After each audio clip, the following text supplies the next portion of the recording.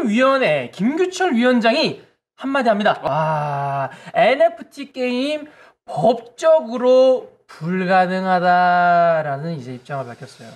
법적으로 불가능하다. 현금이 오가기 때문이라고 얘기하는 걸까요? 네, 이제 사행성 관련된 문제인데요. 네네. 근데 이거 사실 사행성으로 따지면은 야 가차 없애.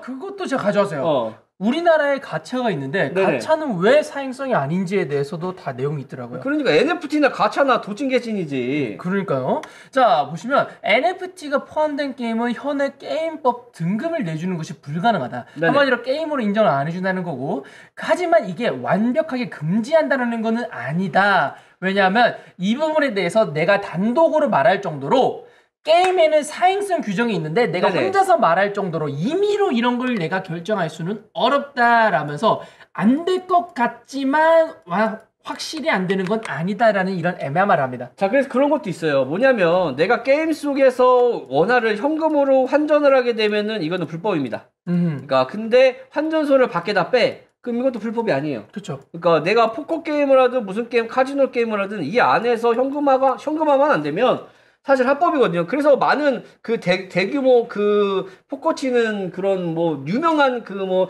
엔땡 문땡 이런 데 있잖아요. 한땡 이런 데서도 다 장애로 환전합니다. 그러니까 다들 아실 거예요. 그러니까 뭐 어디서 만들고 어디서 만든 그런 이런 포커 사이트들 거기는 재화가 현금화가 됩니다. 맞아요. 그런 거 있는데 그런 건 전혀 안 막죠. 네네. 근데 이 사람들이 말하는 사행성 규정이라는 게 사실 옛날에 유명했었던 바다 이야기 때문에 생긴 게 다 이런 법들이죠. 그래서 제가 법을 가져왔어요. 네, 법을 가져왔습니다. 우리나라에서 말하는 사행성 게임물에 대해서 여러분들 모르셨죠? 네네. 그래서 제가 게임물관리위원회에 들어가서 얘네들이 법적으로 정해놓은 얘네들이 딱 하고 못을 박아놓은 사행성 게임에 대해서 말씀드리겠습니다. 네, 배팅이나 배당을 내용으로 하는 게임물.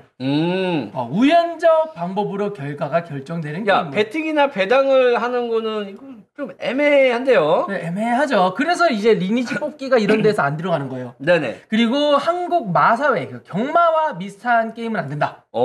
달리기는 안 된다. 그렇죠. 말이 달리면 안 된다. 말이 달리면 애매한 게임이다. 그리고 경륜, 자전거죠. 자전거가 달리는 게임은 안 된다.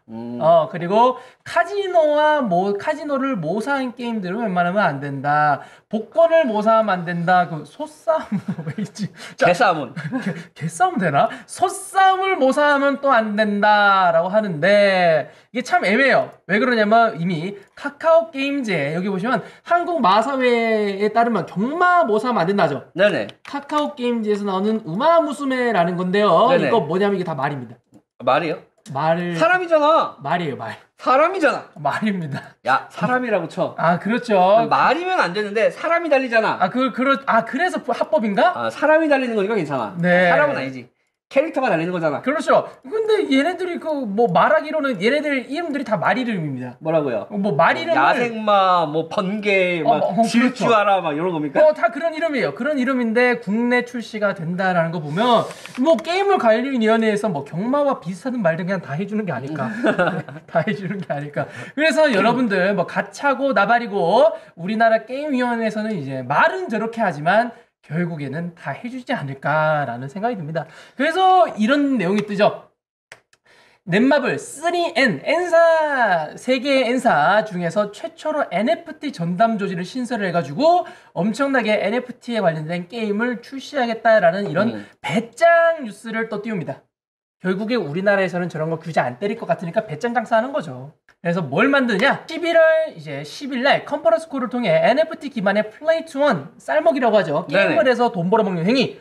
이제 플레이 투 원을 통해서 시장에 진입한다고 했고, 심지어 메타버스 아이돌 프로젝트 아이돌?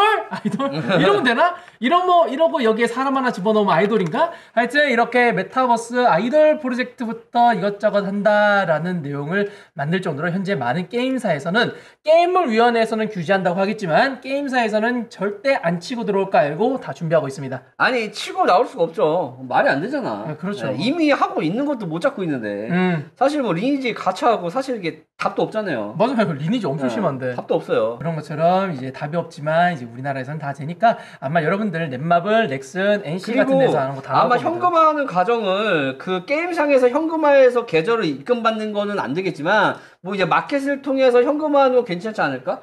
우리나라 뭐 이제 아이템베이나 이런 거 버젓이 사이트 다 돌아가고 있잖아요. 그죠. 현금화하는 거래소니까. 그래서 현금화하는 거래소와 게임 자체를 분리시켜 놓으면은 사실 저는 될 거라고 생각합니다. 그걸 분리시키기 위해서 넷마블, 넥슨, 이제 NC 같은 데들이 다 거래소 지분을 사고 있죠. 그렇죠. 거래소 지분을 해가지고 거래소에서 코인 환급시키려고 다 그러고 있습니다. 하여튼 이제 게임 산업, 우리나라 게임 산업은 이렇게 되고 있다라고 생각하시면 되시고요. 그리고 이제 암호화폐에 향하는 결제 대기업들 하면서 마스터카드나 이런 데에서도 핵심 결제 옵션으로 비트코인이 그만큼 좋다라는 이런 좋은 내용들도 짧게 이야기했더라고요. 네. 트위터 CEO가 비트코인을 위한 탈중앙화 거래소를 설립한다라는 내용이 옛날에 한번 떴었거든요. 맞아요. 떴었는데 이번에 확실하게 나왔습니다. 근데 트위터 같은 경우는 그 자금 관리하는 그분이 야, 우리 이거 안 되는 거 아니냐라고 얘기했었는데 원호께서는 야, 네가 뭔데? 자, 그렇죠. 알고 싶어? 뭐 이런 느낌인가? 맞아요. 그런 것처럼 이제 트위터 사장은 열심히 코인 좋아하고 있습니다. 네네. 어떤 거래소를 만들었냐? 이제 TBDEX라는 거래소를 만듭니다. TBDEX. 아직까지는 완전히 나온 건 아니고요. 네네. 덱스를 통해 가지고 우리가 이렇게 공개하겠다라는 내용이 나오는데요. 어떤 내용이냐? 비트코인 기반 탈중앙화 거래소예요. 비트 기반. 그러니까 마켓이 이제 BTC 마켓 같은 게 기본인 거죠. 네네. 덱스라는 구조를 일단 모르시는 분들이 있을까봐 제가 네네. 조금 설명해 드릴게요. DEX라고 Decentralizing Exchange라고 해가지고 탈중앙화 거래소라고 하는데 여러분들은 지금 거래소에 뭘 입금하죠? 현금을 입금하죠. 맞아요. 현금을 입금하고 이 현금을 가지고 코인을 사. 코인을 쭉쭉 사. 그리고 그 계좌, 내가 가지고 있는 잔고 안에 그냥 그 코인들도 있고 현금도 있고 다 있습니다. 이거는 중앙화 거래소고요. 탈중앙화 거래소는 뭐냐면 내가 코인 지갑을 연동하는 거야. 코인 지갑. 예를 들어서 내가 이더리움 지갑을 연동을 해요. 그러면 이더리움 지갑 연동을 한 뒤에 이 이더리움으로 코인 하나하나씩 사는 거예요. 그래가지고 그 이더리움으로 다른 이더 기반의 코인을 사서 내 이더 지갑으로 들어온 겁니다. 쉽게 말해서 내 개인 지갑으로 코인이 왔다 갔다 하는 게 뭐다? DEX 탈중앙화 거래소 덱스 거래소다라고. 근데 덱스 거래소가 뭐 안 좋게 악용도 많이 된 적도 있어요. 아, 그렇죠. 덱스 거래소 같은 경우는 이제 상장이나 이런 기준이 아니라 자기가 등록하면 판매가 될 수 있는 그런 구조의 덱스 거래소도 많이 있었기 때문에, 그리고 또한 이게 개인 지갑으로 왔다 갔다 하게 되면 이제 세금 문제나 이런 거는 또 어떻게 처리가 될지도 약간 관건이 아닐까라는 생각이 좀 드네요. 그래서 얘네들이 이제 반반 섞어버렸습니다. 네네. 덱스 거래소가 탈중앙화 거래소지만 중앙화 거래소의 성격도 같이 띈다고 합니다. 사람들이 이 덱스 거래소는 원래 개인 지갑 연동해서 누가 누군지 모르는 상태에서 거래를 하는데 네네. 얘네들이 만드는 거래소는 이제 사용자 인증 KYC 같은 것도 전부 다 해야 되고 그리고 블록체인상 너희들의 거래 내역도 전부 다 추적을 해서 세금을 매기겠다. 그러니까 이제 개인 지갑이지만 인증이 된 개인 지갑에서만 거래가 가능하게끔 네. 만들어 버리겠다. 이런 신기한 구조를 띠고 있는 거래소를 만들고 있다라고 생각하시면 됩니다. 결국은 이제 개인 지갑보다는 그럼 회사 지갑 써야 되네요. 네, 그건 비슷한 거죠. 결국은 뭐 이제 개인 지갑으로서 쓰는 게 아니라 지갑 회사들 걸 연동시켜서 사용을 해야 되는 그런 구조인가 보네요. 네, 그런데 이거는 중요하지 않습니다. 네네. 이거는 중요하지 않아요. 이번에 떴었던 백서에는 이것만 있었는데 네네. 백서에 숨겨져 있는 내용이 있어요. 함정 카드 발동. 그렇죠. 우리가 코인 탐정 아닙니까? 그럼요. 우리가 탐정처럼 샅샅이 뒤져서 얘네들이 지금까지 스퀘어사, 우리의 트위터 CEO가 지금까지 이야기했었던 모든 내용들을 다 뒤져봤더니 얘네들이 무슨 말 하는지 아세요? 요겁니다. 뭔가요? 스퀘어사에서 비트코인 기반 디파이 개발 플랫폼을 구축한다 라고 했습니다. 이거 누가 먼저 할까라고 이제 방송 말씀드렸잖아요. 그렇죠. 이게 비트코인이 이제 요번에 이제 업데이트를 하면서 비트코인 또한 디파이나 이런 플랫폼이 나올 거다라고 얘기했는데, 사실 다른 코인의 기반의 디파이를 만드는 것보다는 활용도가 좀 떨어져서 그래도 누군가는 하지 않겠나라고 얘기했더니 우리 도시 형님이 먼저 가네요. 맞습니다. 이게 지금까지는 거래소 이야기밖에 없는데 거래소의 이런 디파이 형식까지도 전부 다 투과하는 게 요즘 트렌드 아닙니까?